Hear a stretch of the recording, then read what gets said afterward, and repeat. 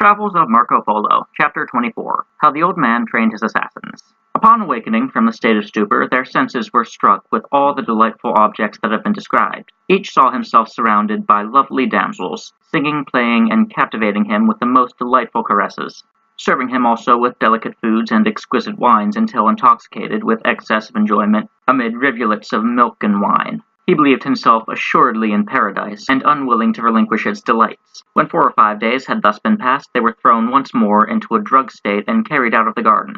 Upon their being brought into his presence and questioned by him as to where they had been, their answer was, "In paradise, through the favor of your highness." And then, before the whole court, who listened with curiosity and astonishment, they gave a circumstantial account of the scenes they had witnessed. The chief, thereupon addressing them, said, "We have the assurances of our prophet that he who defends his lord shall inherit paradise, and if you show yourselves devoted to obeying my orders, that happy lot awaits you." Aroused to enthusiasm by words of this nature, all deemed themselves happy to receive the commands of their master and were ready to die in his service. The consequences of this system was that when any of the neighboring princes or others offended this chief, they were put to death by these his disciplined assassins, none of whom ever felt terror at the risk of losing their own lives, which they held in little esteem, provided they could execute their master's will. On this account, his tyranny became a matter of dread in all the surrounding countries. He had also constituted 2 deputies or representatives of himself, one of whom had his residence in the vicinity of Damascus, and the other in Kurdistan, and these pursued the plan he had established for training their young dependents. Thus there was no person, however powerful, who, having been exposed to the enmity of the old man of the mountain, could escape assassination. Chapter 25, How the Old Man Came by His End. His territory being within the dominions of Hulaku, the brother of the great Khan Mangu, that prince learned of his atrocious practices as above related, as well as of his employing people to rob travelers as they passed through his country, and in the year 1252 sent one of his armies to besiege this chief in his castle. It proved, however, so capable of defense that for 3 years no impression could be made upon it, until at length he was forced to surrender from want of provisions, and being made prisoner was put to death. His castle was dismantled and his garden of paradise destroyed, and from that time there has been no old man of the mountain. Chapter 26, Of a fertile plain of 6 days' journey succeeded by a desert of 8.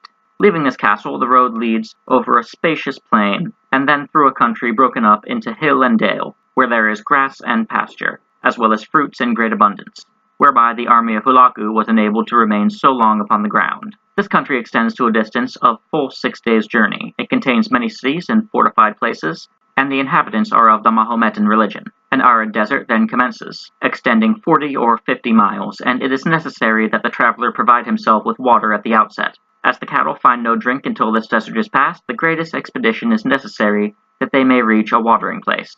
At the end of the 6 days' journey, one arrives at a town named Sepurgan, Shibagan, which is plentifully supplied with every kind of provision and is celebrated for producing the best melons in the world. These are preserved in the following manner. They are cut spirally in thin slices, as we do the pumpkin, and after they have been dried in the sun, are sent in large quantities to be sold to neighboring countries. There they are in great demand, being sweet as honey. Game, both of beasts and birds, is also plentiful there. Leaving this place, we shall now speak of another, named Balak, a large and magnificent city.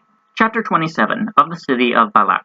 Balak was formerly larger, but has sustained much damage from the Tartars, who in their frequent attacks have partly demolished its buildings. It contained many palaces constructed of marble, and spacious squares, still visible although in a ruinous state. It was in this city, according to the report of the inhabitants, that Alexander took to wife the daughter of King Darius. The Mahometan religion prevails here also. The dominion of the lord of eastern Tartars extends to this place, and to it the limits of the Persian Empire extend in a northeastern direction. Upon leaving Balak and holding the same course for 12 days, you traverse a country that is destitute of every sign of habitation, the people having all fled to strong places in the mountains in order to safeguard themselves against the attacks of lawless marauders, by whom these districts are overrun.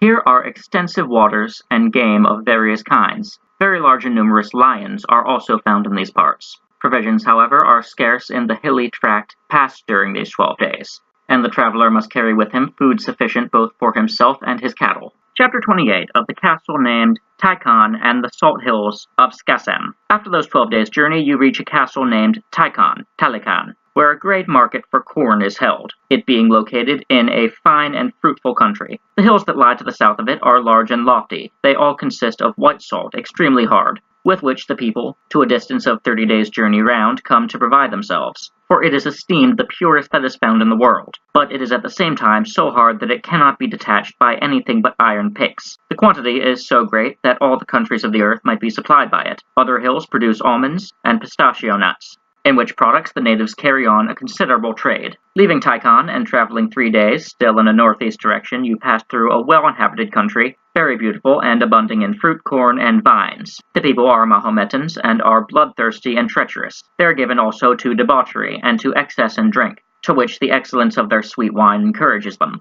They wear nothing on the head but a cord about 10 spans in length, which they wind around it. They are keen sportsmen and take many wild animals, wearing no other clothing but the skins of the beasts they kill, of which their shoes are also made. They are all taught to prepare the skins. During a journey of 3 days, there are cities and many castles, and at the end of the distance you reach a town named Skasam, Ish-Kasham, governed by a chief of whose title is equivalent to that of our barons or counts, and among the mountains he possesses other towns and strong places. Through the middle of this town runs a river of tolerable size. Here are found porcupines which roll themselves up when the hunters set their dogs at them, and with great fury shoot out the quills or spines with which their skins are furnished, wounding both men and dogs. The people of this country have their own peculiar language. The herdsmen who attend the cattle live among the hills and caverns they form for themselves.